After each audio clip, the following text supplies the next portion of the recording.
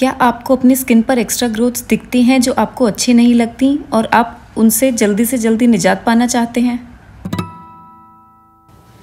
नमस्कार, मैं डॉक्टर भावना मंगला स्किन मंत्रा से।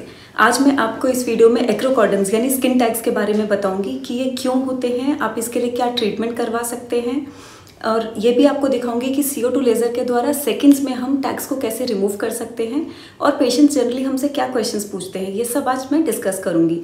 तो प्लीज़ इस वीडियो को आप एंड तक ज़रूर देखिए। तो अब ये स्किन टैग्स होते क्या हैं? ये बिनाइन ग्रोथ्स होती हैं जो जनरली हमें आईलिड्स पर या फेस पर नज़र आती हैं या बॉडी पर हमें फ्रिक्शन एरियाज में दिखती हैं, जैसे नेक, आर्मपिट्स या इनर थाइज।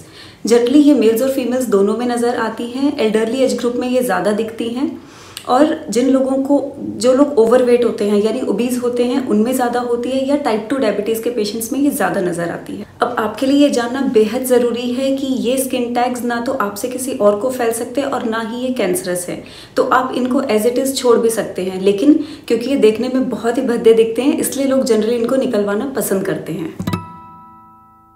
अब अगर आपको इस तरह की एक्स्ट्रा ग्रोथ्स हैं तो आपको क्या करना है? सबसे पहले आपको डर्मेटोलॉजिस्ट के पास जाना है और अपना प्रॉपर डायग्नोसिस करवाना है, क्योंकि बहुत से लीजन्स हैं जो हमें स्किन टैग्स की तरह दिखते हैं, जैसे सेबोरिक केरेटोसिस या वॉट्स।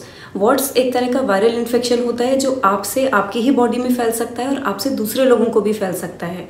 तो इसलिए इसका अर्ली डायग्नोसिस और अर्ली ट्रीटमेंट बहुत इंपॉर्टेंट होता है। इन वॉट्स के ऊपर मैंने एक वीडियो भी बनाई थी जिसका कि डिस्क्रिप्शन जो लिंक है मैंने अपने डिस्क्रिप्शन बॉक्स में मेंशन करा हुआ है, तो उसके अगर आप इन्फॉर्मेशन चाहते हैं तो वो भी देख सकते हैं। तो बिना टाइम वेस्ट करे सबसे पहले ये देखते हैं कि CO2 लेज़र के थ्रू हम टैग्स को कैसे रिमूव करते हैं, फिर आगे बात करेंगे। अब जो भी एरिया हमें करना है सबसे पहले उसको हम क्लीन करते हैं और उसके बाद अगर आपके छोटे छोटे टैग्स हैं तो हम एक टॉपिकल एनेस्थेटिक क्रीम अप्लाई कर देते हैं। उसको हम 45 मिनट से लेकर 1 घंटे तक रखते हैं जिससे कि आपका वो एरिया सुन हो जाए। और अगर आपके बड़े टैग्स हैं तो उसके बेस ऑफ टैग में हम एक इंजेक्शन देकर उसको सुन करते हैं। CO2 लेज़र वाटर मॉलिक्यूल्स की हीटिंग करता है और टिश्यू वेपराइज हो जाता है। टैग्स को रिमूव होने के बाद पेशेंट को आफ्टर केयर दिया जाता है। टैग रिमूवल के बाद स्किन थोड़ी सेंसिटिव होती है तो हम ग्रोथ फैक्टर्स अप्लाई करते हैं हीलिंग के लिए। अगर टैग्स बड़े होते हैं तो एंटीबैक्टीरियल क्रीम अप्लाई करते हैं। बहुत सारे टैग्स एक साथ रिमूव करते हैं तो प्रिवेंटिव एंटीबायोटिक्स भी कुछ केसेस में रिकमेंड करते हैं।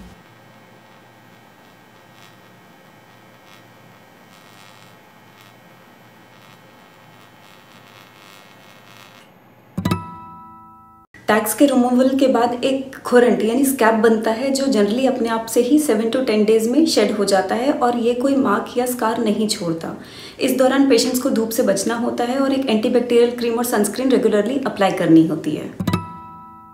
तो अब हम बात करते हैं कि फ्रीक्वेंटली आस्क्ड क्वेश्चंस पेशेंट्स के क्या होते हैं।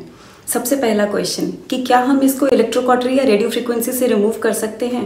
देखिए, सबसे पहले मशीन आई थी इलेक्ट्रोकॉटरी मशीन, जो बहुत लो बजट मशीन होती थी और वो इलेक्ट्रिक करंट के थ्रू रिमूव करती थी। उसका प्रिसीजन बहुत अच्छा नहीं था तो इसलिए वो स्कार छोड़ती थी। उसके कुछ टाइम के बाद आई रेडियो फ्रिक्वेंसी अब्लेटिव डिवाइस। आज भी बहुत जगहों पर वो यूज़ की जाती है।